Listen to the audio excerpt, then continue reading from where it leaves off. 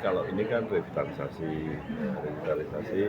ini tadi dari konsultan perencana khususnya yang kawasan Kraton Kulon menyampaikan rancangannya, lalu kemudian dari rancangan itu mendapatkan masukan dari banyak pihak, utamanya Gus Wandan, juga Panembahan, juga kemudian para sentono dalam juga ada yang menanggapi termasuk dari BPK. Nah, tentu harapannya kemudian ada perbaikan perencanaan sebelum nanti menjadi desain akhir dari konsep penataan itu. Gitu. Dan nanti tahap kedua kita akan mendengarkan penjelasan dari konsultan yang mengenai museum dan lain-lain. Gitu. Kita lagi tunggu seperti itu. Ada perubahan nggak dari titik revitalisasi itu?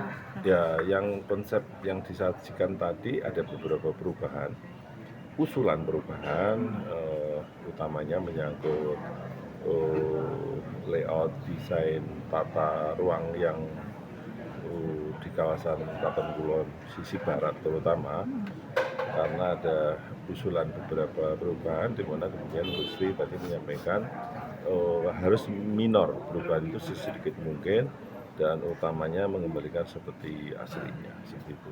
Bisa disepil Kanjeng perubahan apa? Perubahan itu misalnya tata letak pendopo Joglo yang semula begitu masuk dari selatan itu ada di sebelah kanan, itu tadi ada usulan agak dipindah ke sebelah timur gitu. Lalu Gusti menyampaikan diikuti saja dengan tapak yang sudah ada, kan masih ada itu tapaknya, itu tidak dilakukan perubahan gitu. Terus tadi saya juga termasuk mengusulkan karena ada perubahan kontur jalan itu kan tambah tinggi terus, termasuk waktu pemasangan paving, sehingga yang di dalam jadi lebih rendah dari jalan, sehingga tadi kita usulkan supaya yang di dalam juga dilakukan pengurukan sehingga airnya nanti dari jalan tidak masuk ke halaman keraton tapi dibuang keluar. Tapi kemudian juga Gusti tadi menyampaikan untuk penataan drainase yang lebih paripurna.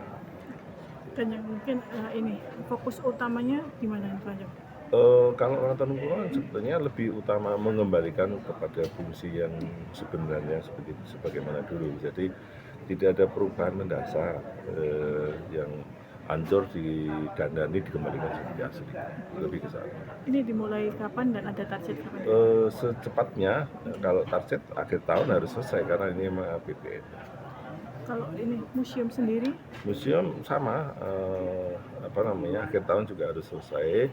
Tapi memang tadi yang kita sempat singgung walaupun ini baru masuk kepada pembahasan museum, yang utama itu dari sisi peratapan itu ada usulan perubahan, tapi usulan perubahan itu menjadi bahan apa itu sedang kita diskusikan dengan sangat serius.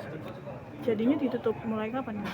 Kalau penutupan kita intinya mencari waktu yang pas, tetapi kan juga kita berharap kita tetap bisa memberikan pelayanan kepada pengunjung walaupun di museumnya kemudian jadi tidak bisa, tapi kita kasih alternatif daya tarik wisata kepada objek keraton yang lain lah. Karena kasihan kalau ditutup total. Kanjeng, nanti kalau Kraton Kulon itu sudah selesai, itu nanti difungsikan sebagai apa, Kanjeng? Itu juga bagian dari diskusi yang mana karena kita juga tidak mau merusak nilai-nilai nilai-nilai kulturalnya begitu, sehingga salah satu hal yang mungkin itu adalah menuju minat khusus. Apa yang dimaksud minat khusus? Kesana ini memang pertama harus pakaian khusus, tidak sembarang orang bisa masuk. Masuknya juga melalui pintu khusus, lalu wilayah cakupannya juga khusus gitu.